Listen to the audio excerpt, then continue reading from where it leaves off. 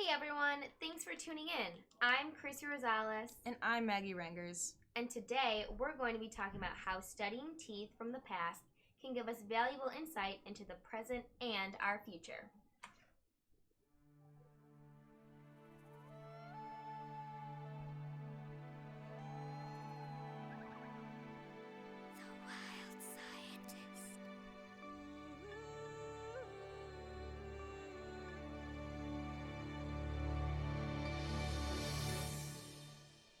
A major rite of passage growing up is insisting that we're going to parent in a much better fashion than our parents.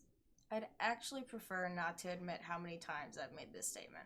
There wouldn't be a long enough podcast to fully expand on the lengths I'd go to express how unlike my parents I said I'd be. Because at the experienced age of 13, I obviously knew all there was to know when it came to raising another human being. Don't we all? There's recently been new research that sheds light on the evolution of maternal parenting based on one of our earliest primordial ancestors, Australopithecus Africanus. And to answer our listeners' inevitable questions, yes. I've tried saying that 3 times fast, and I'll spare you the catastrophe and encourage you not to try it yourself. Myself and the rest of humanity thanks you.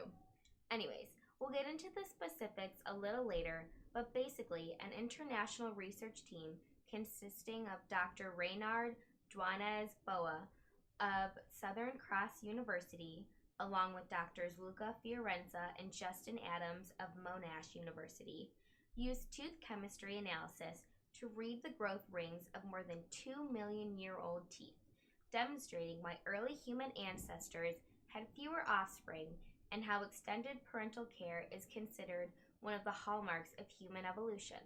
So basically you're telling me that we're going to sit around and talk about 3 guys who sat around and talked about teeth and breastfeeding and how we still pretty much do the same thing today that we did 2 million years ago. Well, I mean, yeah.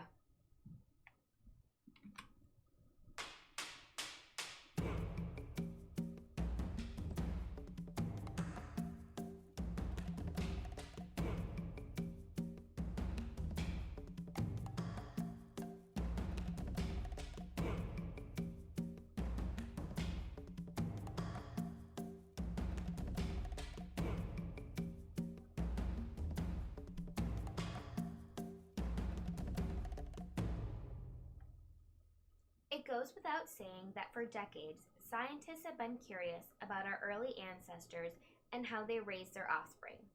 Australopithecus Africanus lived from approximately 2 to 3 million years ago in South Africa during a time of extreme ecological and climatic diversity.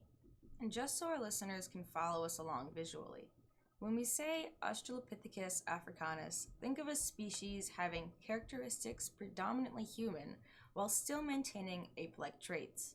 The first fossils were actually discovered almost a century ago, but they've only just begun uncovering all of the intricacies of A. africanus.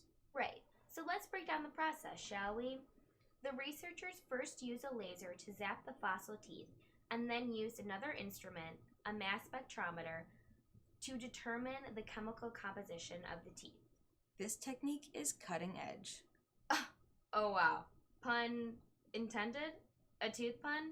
You went there. I am so sorry that you all had to hear that. In the sense that it is incredibly less destructive than the conventional methods of crushing up and dissolving the sample before analysis.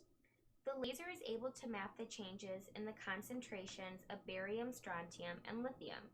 These elements in particular are significant because the amounts of these change considerably depending on diet. It's also important to remember that unlike bones, teeth don't change in composition and remodel during our lives as much as our bones do, which gives us an incredibly accurate and unique record. I'd like to compare the way teeth grow to the way trees grow. Layer by layer is added, and by looking at these layers, you can reconstruct particular biological events because the layers preserve the changes and keep the precise chemical record of the elements in the foods we eat. Teeth become little chemical time capsules of our childhood and adulthood diets.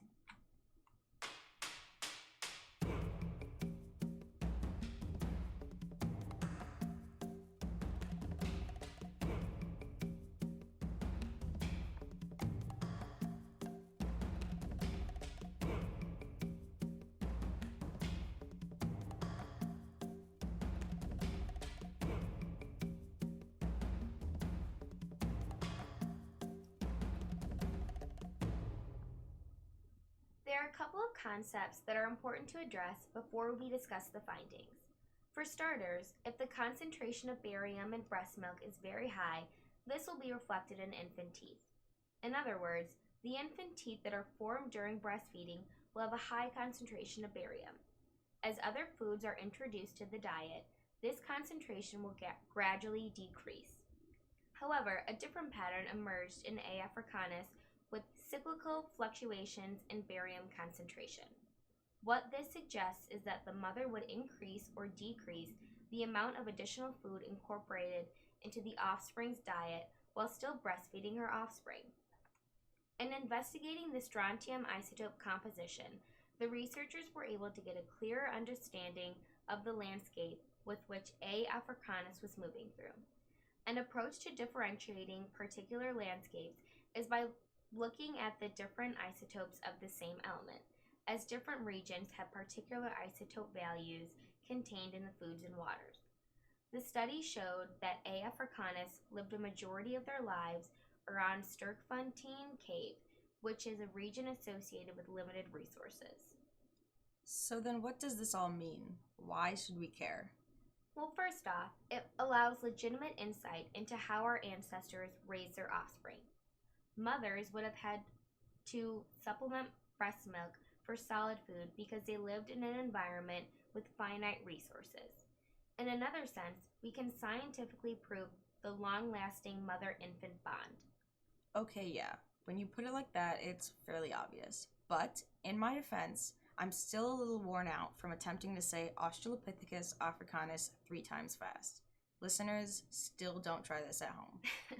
Because infants were spending a longer time relying on breast milk, it also brings to light why the number of offspring a mother was likely to have decreased. The bond between mother and offspring strengthened because the relationship became one of nutritional reliance and necessity.